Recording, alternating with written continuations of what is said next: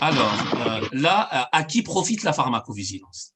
Et là, oui, Oui, pour dire, parce que quand on parle d'effets indésirables et de sécurité du médicament, on a, et de déclaration, et parce que moi, je dis, il y a ma fille qui, des fois, la petite, la toute petite, qui me demande, papa, qu'est-ce que tu fais? Quel est ton travail? Je dis, on est un petit peu la police du médicament. Et quand je dis police, ça renvoie à une suspicion. Et quand on parle de pharmacovigilance, là, on est en train de parler de décès, de problèmes. Problème, déjà, rien que le mot problème, ça fait un petit peu peur.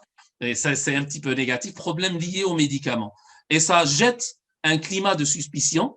Et justement, là, cette slide ou oui, cette présentation aussi, c'est pour dire que ça profite à tous.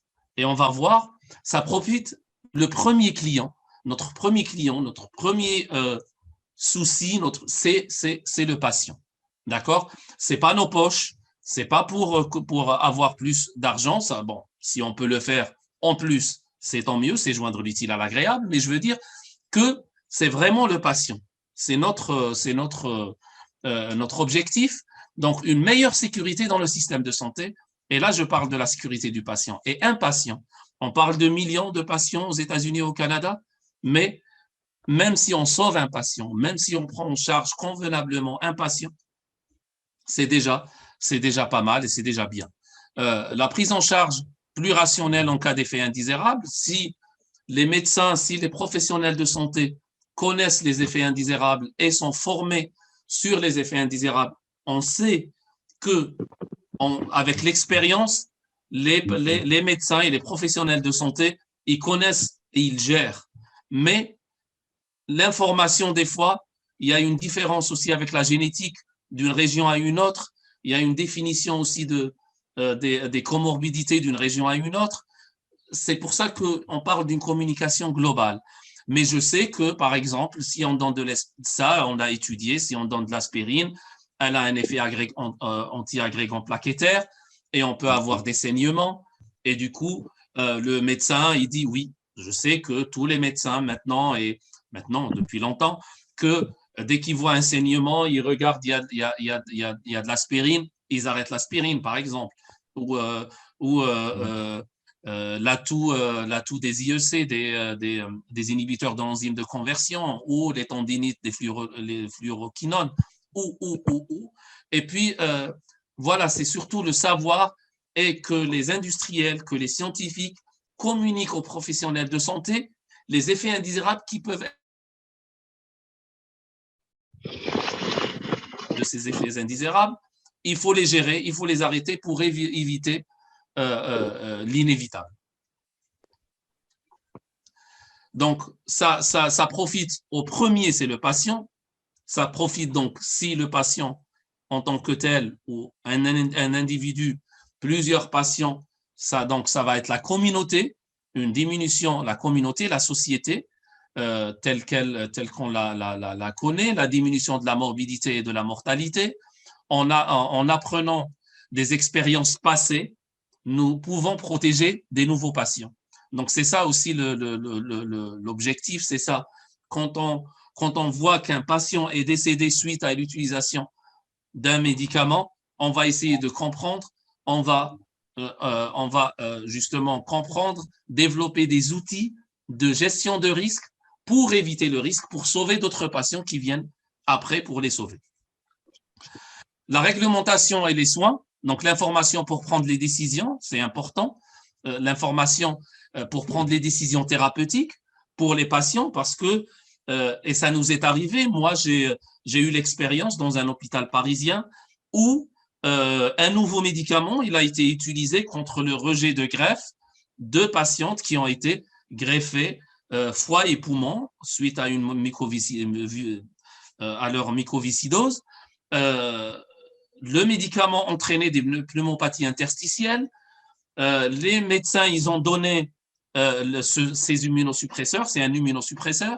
Ils ont pensé qu'il y avait rejet de la greffe avec des CT scans, avec des radiographies. Qu'est-ce qu'ils ont fait? Ils ont rajouté la dose, alors que cette pneumopathie interstitielle, elle était elle était l'origine de l'utilisation du médicament lui-même. Et on a perdu les deux patientes, 25 ans et 27 ans, je me rappelle, on a perdu et les patientes et deux cœurs et quatre poumons, les organes qui sont considérables aussi. Et l'effet indésirable était là. C'était publié aussi dans un journal de transplantation américain. Et surtout, avec ces cas-là, on a pu éviter d'autres tragédies et d'autres décès pour d'autres patients. Ça profite aux professionnels de santé pour la prise de conscience de la problématique,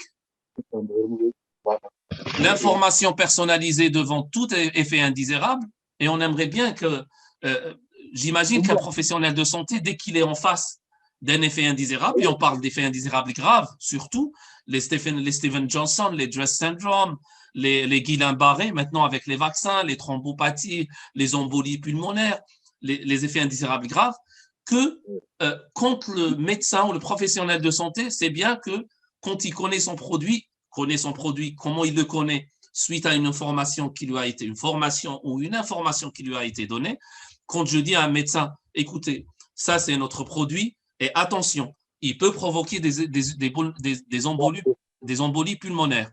Dès que le médecin a en face son patient qui développe une embolie pulmonaire, il va penser directement au médicament, le premier, pour lequel on l'a formé, on lui a donné l'information, il va l'arrêter, on va sauver le patient. Juste par exemple, comme exemple, l'information personnalisée et l'amélioration du dossier médical. Ça profite aussi à l'industrie pharmaceutique.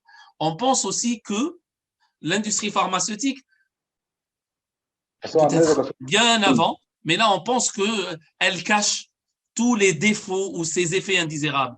Il n'y a pas un risque, le risque zéro n'existe pas. Là, tout le monde le connaît, tout le monde le sait. Autant maintenant mettre en lumière ces effets indésirables justement pour pouvoir les éviter. Et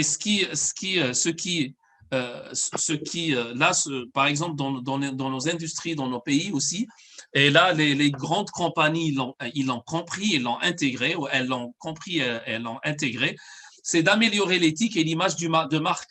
Parce que quand je dis, écoute, je te vends ça, mais il se peut qu'il y ait ça et ça et ça. Donc, dès que tu as un problème avec ça, appelle-moi pour l'information médicale. Je vais t'expliquer comment faire.